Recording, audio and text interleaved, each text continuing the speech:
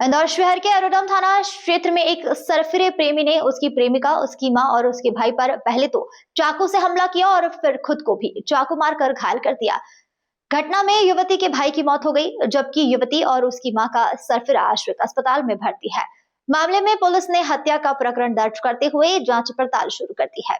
Aerodrome थाना क्षेत्र स्थित सुखदेव नगर में मेन रोड पर रहने वाले परिवार के घर में घुसकर युवक के द्वारा विवाद किया गया और फिर विवाद इतना बढ़ गया कि युवक और सामने वाले पक्ष में धारदार हथियार से हमला कर दिया गया। मामले में हमलावर वेदांत निवासी बिजासन नगर के द्वारा हमला किया गया था, जिसमें एक महिला और वेदांश नामक युवक की अस्पताल में इलाज के दौरान मौत हो गई। मामले में पुलिस ने गंभीर धाराओं में प्रकरण दर्ज कर लिया है, लेकिन युवक द्वारा हमला करने के बाद में स्वयं पर भी हमला कर लिया गया था, जिसके बाद पुलिस को उसे बचाने और रेस्क्यू करने में काफी मशक्कत का सामना करना पड़ा। युवक नशे में बताया जा रहा था। फिलहाल यह प्रेम प्रसंग से जुड़ा हुआ मामला बताया जा रहा है। पुलिस मामले की जांच में जुटी हुई है तथा घायल का इलाज अस्पताल में जारी है।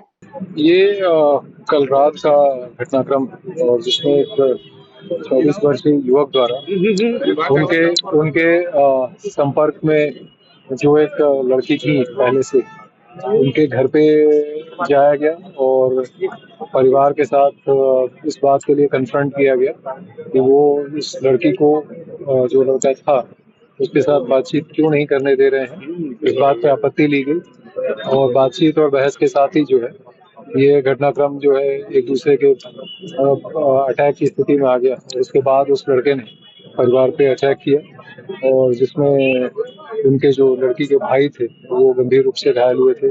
उनकी माताजी को चोट थी, साथ साथ जो लड़की हैं उनको भी बीच बचाव करने में कुछ इंजरीज थी। इस दौरान पास पड़ोस के भी लोग आ गए थे, पुलिस को सूचना मिली थी, वो भी पहुंची थी और इस दौरान जो लड़के ने अपने आप को भी घायल किया था और लोगों के सहयोग से पुलिस द्वारा उसको नियंत्रित करके सभी लोगों को हॉस्पिटल पहुंचाया गया था। दुर्भाग्यवश उसमें जो लड़की के भाई थे उनकी उसमें मृत्यु हुई है। माताजी अभी इलाजरत हैं और जो अटैकर था वो स्वयं भी जो है इलाजरत है। इनफैक्ट कल लेट नाइट अटैकर द्वारा डॉक्टरों के साथ भी जो उनको ट्रीटमेंट दे रहे थे उनके साथ भी जो है वो उत्तेजनापूर्ण बिहेवियर किया गया। वहां से अपने आप को इलाज नहीं कराने के लिए और वहां से भागने के लिए भी परिस्थितियां बनाई गई और वो मुश्किल पुलिस द्वारा नियंत्रित करके वर्तमान उसका इलाज हो रहा है।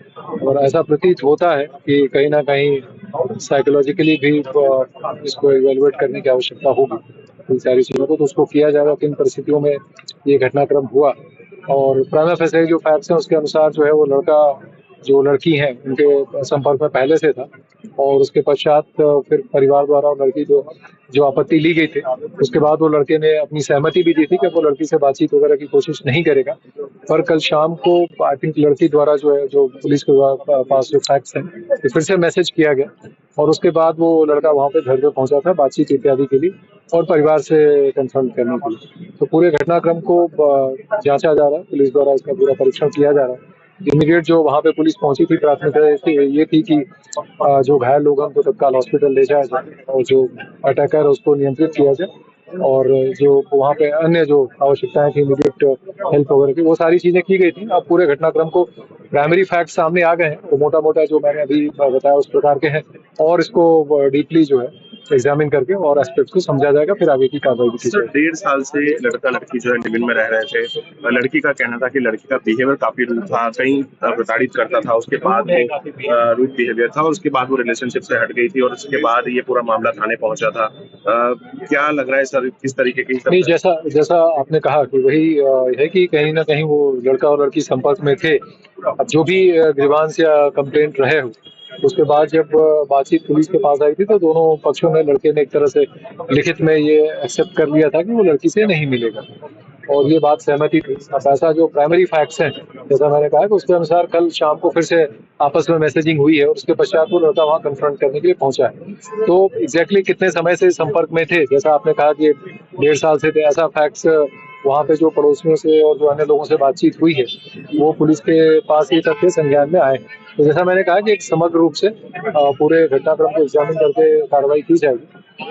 अनफॉर्चुनेटली जितना तेजी से रिस्पांस पुलिस को करना चाहिए था, पुलिस वहां पहुंची, आम लोगों ने भी काफी सहयोग किया। आइडिया यही था कि जो घायल लोग हैं तत्काल उनको हॉस्पिटल पहुंचाया जाए और अटैकर को कंट्रोल किया जाए। ये दोनों कार्रवाइयां हुई और दुर्भाग्यवश उसमें जो है वो एक व्यक्ति की डेथ हुई। अभी जो माताजी इलाजरत हैं, अभी क्रिटिकल हैं पर स्टेबल है उनकी कंडीशन, तो उसको भी लगातार वॉच में रखा जा रहा है। डॉक्टरों से भी पुलिस की टीम संपर्क में है और जो अटैकर है उसका भी इलाज किया जा रहा है MY हॉस्पिटल में, और अभी उसका भी इलाज चल रहा है, स्टेबल है। और उसको भी पुलिस को पूरे घटनाक्रम को जो है वो एग्जामिन करके आगे की जो भी कार्रवाई होंगी वैधानिक वो की जाएगी।